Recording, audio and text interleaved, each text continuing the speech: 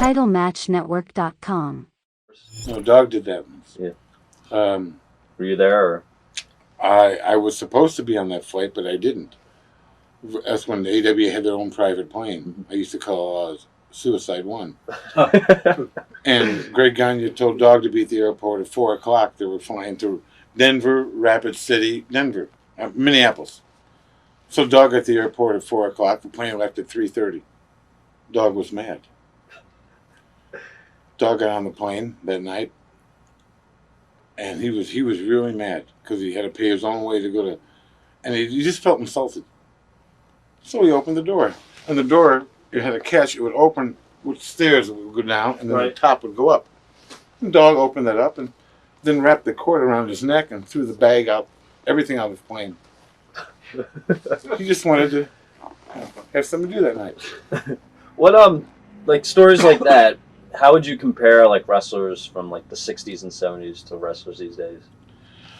Oh, they were better in the 60s and 70s because they all rode in cars and they all got along.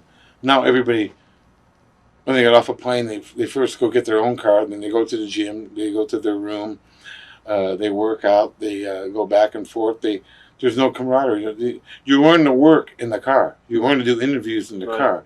You learn to talk in the car. Now these guys come from Gold Gyms just because they got more gas in them than a BP station. They think they're a big tough guy. I'm sorry, it don't work. And I've never seen anybody do gas or do it, but I know it happens in every form of life.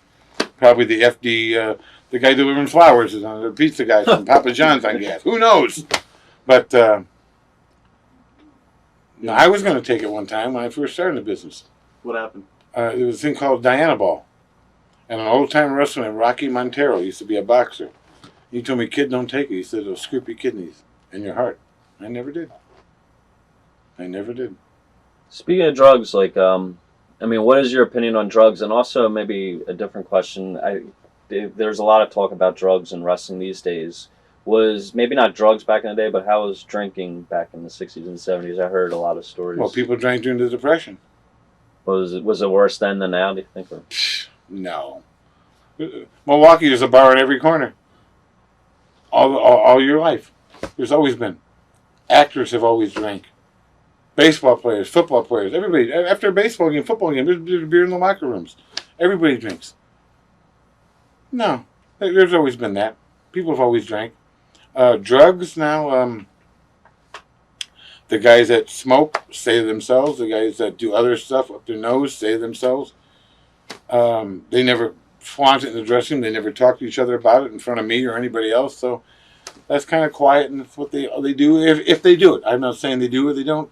I don't know, but that's their business.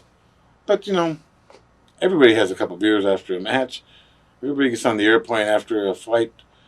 The Dodgers get on the plane and have a drink going home. Everybody does. I mean, if you don't, then what are you doing? Then you're hanging around with Tony Schiavone. Drinking Ovaltine at 9 o'clock. Reading a back edition of Hustler that no one knew you had. Seeing if your wife's in a back edition of Beaver Hunt.